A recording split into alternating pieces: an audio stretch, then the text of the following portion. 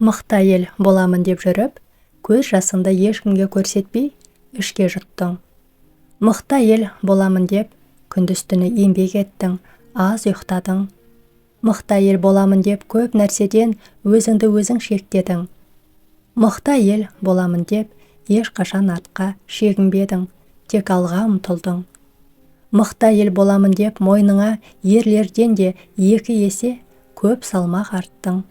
Мықты әйел боламын деп, өзің іштей жылап тұрсаң да, жылағанды жұбаттың, көз жасын сүрттің. Мықты әйел боламын деп, перзентің үшін басыңды тауға да, тасқа да ұрдың. Мықты әйел боламын деп, жалғыз өзің жаңа үйдің ірге тасын көтердің, ішін мейірім мен жылылыққа толтырдың. Мықты әйел боламын деп, дұшпанды да кешірдің, ізгіліктің кемесінде жүзуге асықтың. Мықты әйел боламын деп, жұрттың көңілін көп тауып, өз көңіліңді аз ауладың. Мықты әйел боламын деп, өмірдің күресіне шыңдалып, қуатты бола түстің. Мықты әйел боламын деп жүріп, еш нәрседен үрікпейтін, қорықпайтын болдың. Мықты әйел боламын деп жүріп, өмірдің мәнін терең түсініп, Аллаға жақындадың. Мықты әйел боламын деп жүріп, жүрегіңе де көп салмақ түсірдің. Келінді кім түсінеді екен? Келінге ешкім кешкі ас дайындап бермейді. Киімін жуып, үтіктеп бермейді.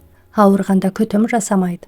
Бала мен үй тірлігі, одан жұмыс істеп, өздеріне қарауды ұмытқан кезде, еркектер үйден безіп кетуге дайын тұрады.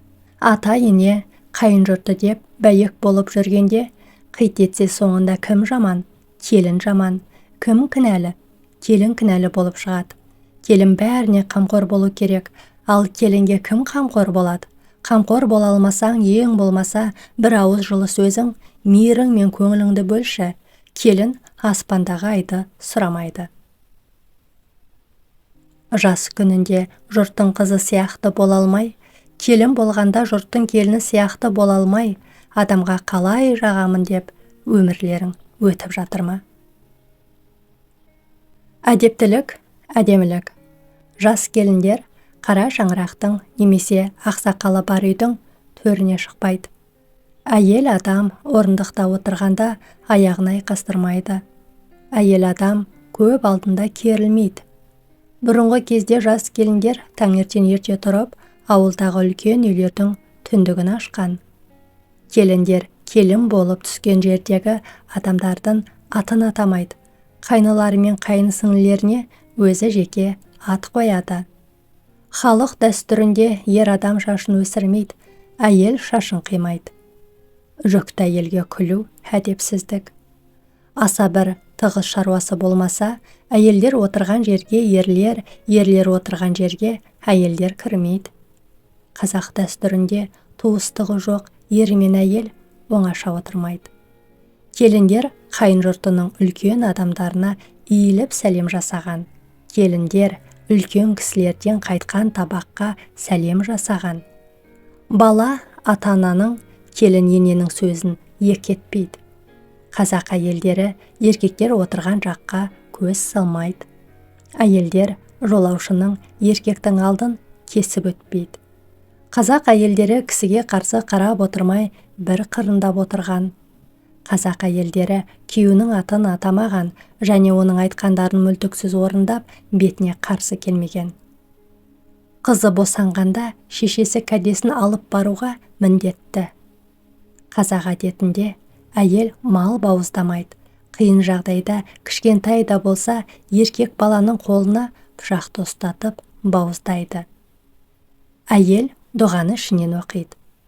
Ақсақал, ата ене, қайнаға алдында келін дауыс көтеріп сөйлемейді. Әйел ерте тұрады. Әйелге ер адам атқаратын міндеттер жүктелмейді. Әйел адам кісі бетіне, әсіресе бейтаныс адамға бажырайып қарай бермейді. Жүкті әйел ауыр көтермейді. Тұрмысқа шыққан әйел жалаңбас жүрмейді. Бала емізіп отырған әйел омырауын басқаға көрсетпейді. Әйелді табағынан байқа, баланы талабынан байқа. Шешесі ұқпайтын, әкеден ықпайтын ұл болмайды. Шешеге тартпайтын, әкеге жүк артпайтын қыз болмайды. Қыз бақыты қырық құрақ. Қой баққанға ат таңдатпа, тіс қаққанға қыз таңдатпа. Әйелге ана, балаға дана деп қара. Қыз баланың қымбаты мен қимасы, ұяты мен ибасы. Қызда қылық жоқ деме, момында былық жоқ деме. Әр әйелде болады мың сан қылық, қылықтың ең жаманы жасандылық.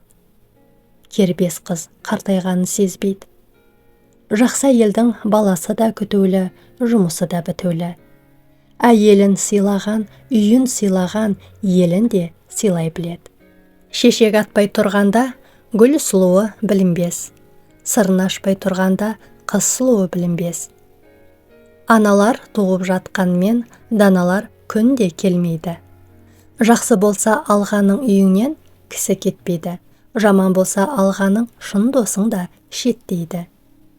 Қатын көп болса шөмішті ит жалайды. Ердің жақсысы елімен ойласады, әйелдің жақсысы ерімен ойласады. Жалғыз қаздың үні шықпас, жалғыз қыздың мұңы шықпас. Тауықты тойындыра алмайсың, қызды кендіре алмайсың. Жақсы келін құрдасыңдай болар, жақсы ұлың сырласыңдай болар. Суды құм бөгейді, дауды қыз бөгейді. Ердің асылы күшінен білінеді, әйелдің асылы ісінен білінеді. Жақсы қатын жүн қарыз алады, жаман қатын су қарыз алады. Білімді әйел басыңа қарайды, білімсіз әйел жасыңа қарайды. Жаман қатын байына жалғызатын сойғызар, жақсы қатын жолдасын жоқтан құрап тойғызар. Екі қатын алғаның құлағы тынбас, есекке мінгенің аяғы тынбас. Ай мінген атыңды мақтама, жыл тұрмай қатыныңды мақтама. Атың жебір болса, Құдайдың бергені. Қатының жебір болса, Құдайдың ұрғаны. Әйел жерден шыққан жоқ, о да еркектің баласы. Ерлер көктен түскен жоқ, әйел оның анасы. Ауылдасың жақсы болса, ағайының не керек? Алғаның жақсы болса, айтың тойың не керек? Салақ қатының үйінен сабақты ине табылмас. Жақсы әйел теңі жоқ жолдас, түбі жоқ сырлас. Асығу баланың ісі, аттандыру ананың ісі. Атадан ұл қалса, өзі қалғаны, қыз қалса, ізі қалғаны. 6 ұл туған ананы ханым десе болады. Кезек сыйласқан ағайынды жаным десе болады. Бақ қонатын адамның ұлы епті, қызы көрікті. Қыз баланың тілегі тәңірден, қызыл дәннің барар жері диірмен. Ақылды туған қыз бала, батыр туған ұлмен тең. Әйелі жақсы жігіттің жағаса қарар, әйелі жаман жігіттің шаша қарар. Бала пысық әйелдің бір қолын байлайды, салақ әйелдің 2 қолын байлайды. Бала сылтау емес ешқашан. Өзін жалғыз сезінетін әйел көп, жүргенімен күйеулері қасында. Сыйлық түгіл бір жылы сөз естімей, үнсіз қана мұңайып жүр расында. Қымбат сыйлық керек емес әйелге, ең бастысы ол әрине көңіл ғой. Нәзік болып жаралған соң ылғида аялауды қалап тұрады өмір ғой. Көңілінің кілтін таппай жүрсеңіз, болмашыға ренжиді деп түсінбей, көңіл бөліп қойсаңызшы жай ғана, жүрер сонда әйел заты күрсінбей. Бақшадағы гүлдердің алуан түрі көп болар, қызыл жасыл құлпырып, сұлулығын төк толар. Көркі жақсы болғанмен, көздің жауын алғанмен, кей гүлдердің ішінде жұпар иісі жоқ болар. Жақсы еркекпен отбасын құрған әйел мәңгі есеймеген бала сияқты. Еркелігі мен нәзіктігі жығып тұрады. Ал жаман еркекпен отбасын құрған әйел не қайсар, не шайпау болады. Бұл нағыз шындық. Негізі, еркекті ер қылатын да әйел, ес қылатын да әйел деген сөз кеуге шыққан әйелге емес, ұл тәрбиелеп отырған аналарға арналған сияқты емес пе? Өз әйелін жамандап, кемсітіп, намысына тиетін сөздер айтып алып, артынан түк болмағандай қасына жатып, қолынан қалай тамақ ішеді екен. Үйленген соң, қазаның бөлек болған соң, өз әйеліңмен ақылдасып тірлік жасамайсың ба? Сен үшін өзгелер шешім шығарып, сен соны мақұлдап отырсаң, өз шешімің, өз ойың болмаса, онда не пайда үй болып шаңырақ көтергенің? Қызды оқытып, тоқытып болған соң, дайын күйінде бір әлемді қолдарына ұстатып, аманаттайды. Қол аузына жетті дегенде, аналарына жасамаған жақсылықты енелеріне жасап, сонда да жаман келін атанып жүретін қыздар тек біздің қазақтарда ғана ма?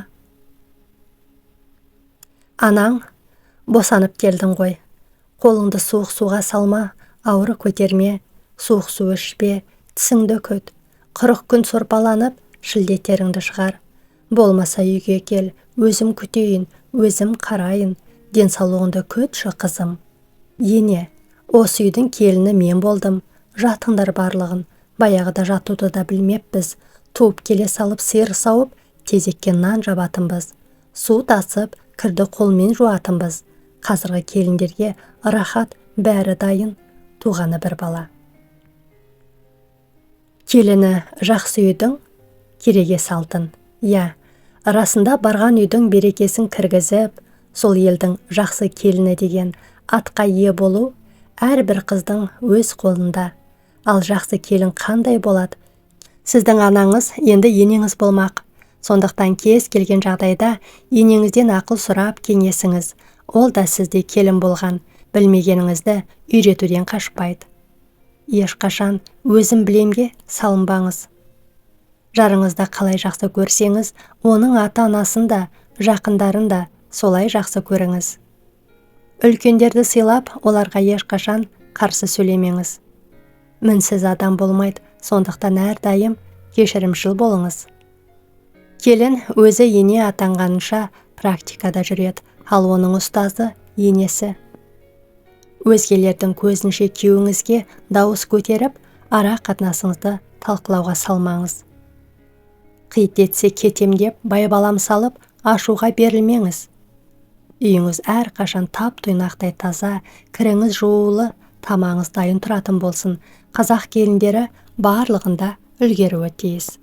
Келін болу әрине оңай шаруа емес. Күнделікті тірлік өз алдына, күйеуінің, қайын жұртының көңілінен шығу, әрқайсының қабағын бағу, мол күш-қуат пен қажыр-қайратты, шыдамдылықты талап етеді. Балаларды бірінен соң бірін өмірге әкеліп, отын да жағып, сиырын да сауып, самауырын да қайнатып, етін де асып, ерінің де, ата-енесінің де жылы жұмсағын дайындап үлгере білген, бүкіл әулеттің көңілінен шыға білген апа-әжелеріміз неткен көреген десеңізші. Ал қазір жаныңа керектің бәрі бар, барлық тірлікті техника істейді, сондықтан үлгере алмадым, қолым тимеді деу әсте ұят болар.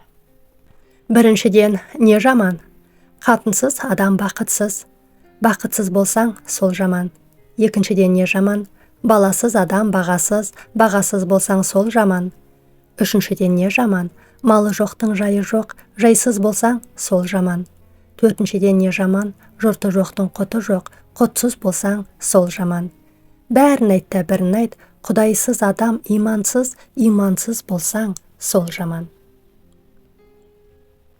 Жаныңды соғып тепкілеп, бәрі үшін жанды қинайсың. Теперіші мықты өмірде қадіріңді ешкім білмейді. Ақылсыз болса ұл қызың, төрде тұрған басыңды есікке қарай сүйрейді. Асыңды ішсе кей жаман, барыңды жоққа шығарып, есіктен шыға күндейді. Көкірегінен нан піссе, тәрбие жақсы берсең де, тәртіпті болып өссе де, әлпештеп баққан ұл қызың өзіңнен бұрын сөйлейді. Құрметті көрермен, ана тіліміздегі арнаны қолдай отырыңыздар. Қарағандарыңыз үшін көп рахмет, аман сау болыңыздар.